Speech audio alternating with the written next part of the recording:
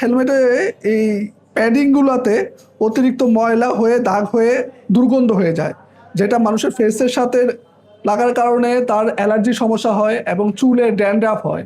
ড্যান্ড্রাফের কারণে আসলে কি মানুষ ডায়েটটা ঠিক মতো করতে পারে না, ডায়েট করতে পারে না কারণ তার চুলের সমস্যা, অ্যালার্জি সমস্যা, চুলকানোর কারণে যে ঝামেলাগুলো হয়।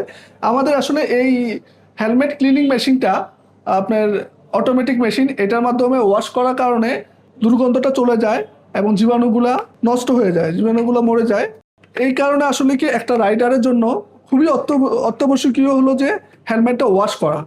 মাসে মিনিমাম 2 বার ওয়াশ করলে একজন রাইডারে তার যে প্রবলেমগুলো হয় এগুলো থাকে না। তো আশা করি আমাদের এখানে সার্ভিসটা নিলে একজন রাইডারের জন্য বা একজন বাইকারের জন্য খুব উপকৃত হবে।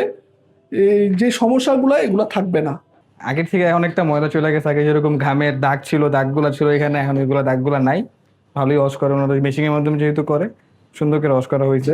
অনেক জায়গায় ময়লা ছিল, কোনাগান ছিল, ওই ময়লাগুলোও নাই। আমাদের হেলমেটটা পুরোপুরি ফ্রেশ হয়ে গেছে একদম, এক কথা বলতে গেলে। আর এক কথা বলতে বাজে একটা স্মেল ছিল, স্মেলটা এখন ওরকম নাই।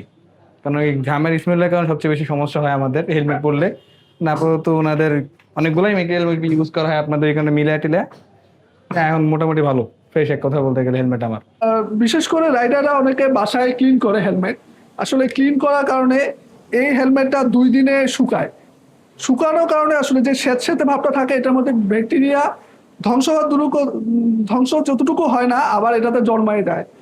আসলে কি যে প্রবলেমের জন্য আসলে পরিষ্কার করে এটা আসলে রয়েই থাকে, আবার ইউজ করলে পুনরায় আবার সমস্যা শুরু হয়। আশা করি আমাদের এই অটোমেটিক মেশিনে আপনি ওয়াশ করার পর এটা 20 মিনিটের মধ্যে আমরা শুকিয়ে ড্রাই করে আপনাকে দিয়ে দিব। আপনার এই 2 দিনের জন্য আপনাকে ওয়েট করতে হবে না, 20 মিনিটে আপনি শুকিয়ে একটা হেলমেট ইউজ করতে পারবেন।